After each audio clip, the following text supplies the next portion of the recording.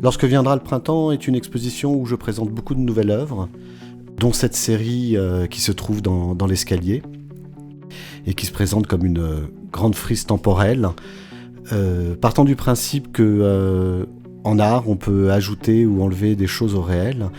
L'idée était de prendre des magazines d'art déco et d'y ajouter des œuvres à moi dans des collections où je ne suis pas présent.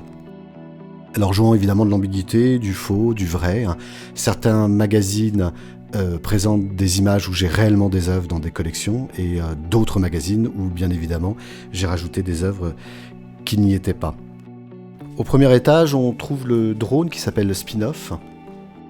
Et ce qui m'intéressait dans le drone, c'est que c'est un objet qui permet d'aller à des endroits à la fois impossibles au corps d'y aller, et en même temps d'aller dans des endroits qui sont interdits.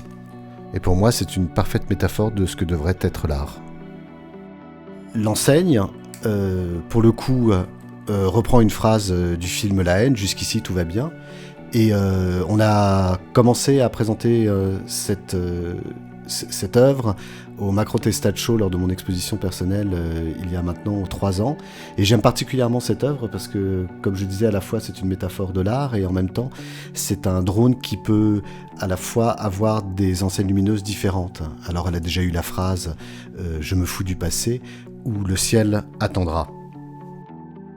Après, dans toute la salle, on trouve la série, entre autres, de nouvelles sculptures qui s'appellent Demain est annulé, qui ont été faites pendant le premier confinement du Covid, qui sont à peu près comme des espèces de passage du temps, mais en même temps pas de manière linéaire, c'est-à-dire d'un passé, d'un présent et d'un futur, mais plutôt comme un puits vertical dans lequel on pourrait creuser dans le temps.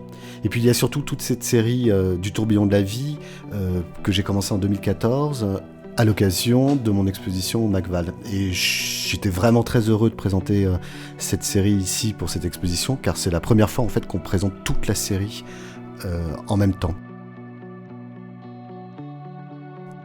Le tourbillon de la vie, c'est vraiment une série qui à la fois me touche sentimentalement, car ce sont des photos d'archives familiales sur lesquelles il y a un sentiment de confiance avec la personne qui est prise en photo, et malgré tout, en fait, elle se voit effacée par ce ciel étoilé, toujours présent dans mon travail.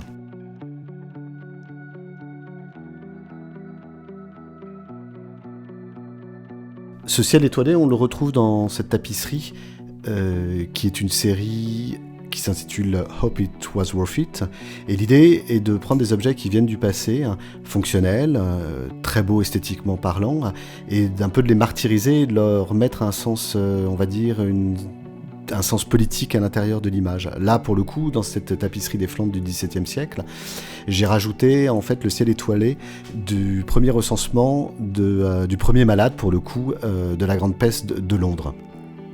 À chaque fois, dans toute la salle, on est justement dans cette idée avec cette autre série qui s'appelle Le silence va plus vite à reculons, où là encore, sur des images violentes, politiques pour le coup, je rajoute un geste d'effacement.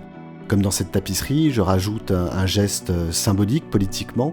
Et pour ces photographies, par contre, ce que je fais, c'est que j'enlève tout le contexte de la photographie pour ne garder en réalité que les visages des victimes ou bien des bourreaux de ces images politiques.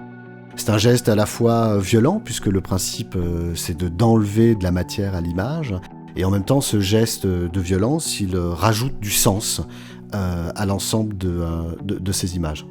Pour moi, ce qui était important dans cette exposition, c'est de rappeler une fois de plus, par le travail de l'image, par le travail de la représentation du réel, c'est d'affirmer qu'en réalité, ce ne sont pas les artistes qui vendent et qui fabriquent du fantasme, ce sont les politiques. Et que la fonction de l'art, justement, c'est de réinjecter du réel dans le fantasme des politiques.